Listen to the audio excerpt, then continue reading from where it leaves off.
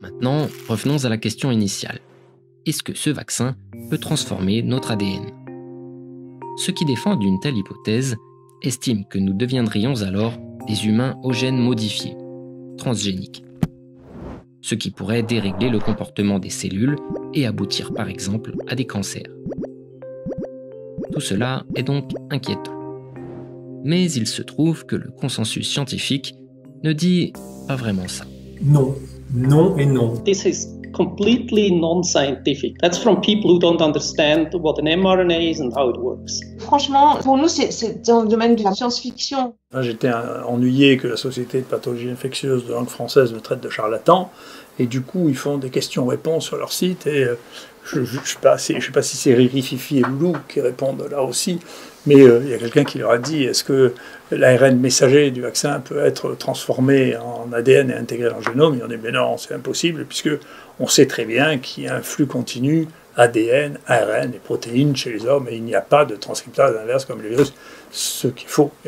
Et on sait ça depuis 1989, c'est-à-dire ça fait 32 ans qu'il y a une réponse à ça, que les gens qui répondent sur la SPIF ne connaissent pas. Dans le cas des vaccins ici, le but est d'introduire de façon transitoire et non pas pérenne du matériel génétique. Donc on ne recherche pas l'intégration. Ça ne veut pas dire qu'elle ne peut pas arriver. Mais si elle arrive dans le cas du vaccin, ce sera accidentel.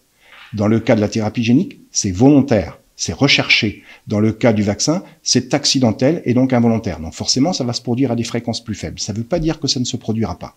Quand on nous dit que ce risque n'existe pas, c'est faux. Il n'y a aucun généticien moléculaire qui peut dire que ce n'est pas possible.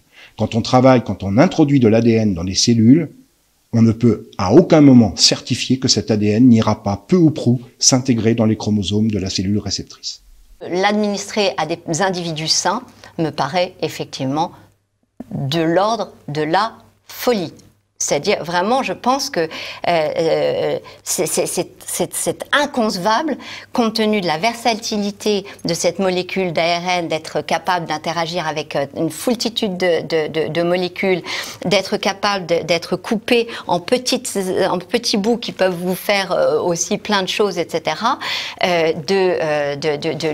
L'utiliser sur des individus sains, c'est pour moi pure folie. D'ailleurs, il n'existe pas, voilà, on avait avancé sur des thérapies à base de VEGF en ARN, on n'a pas abouti, pas encore. Donc vous voyez que si on n'y arrive même pas encore sur les malades, alors le mettre en œuvre sur une population saine, c'est pour cela que je dis que c'est de la folie.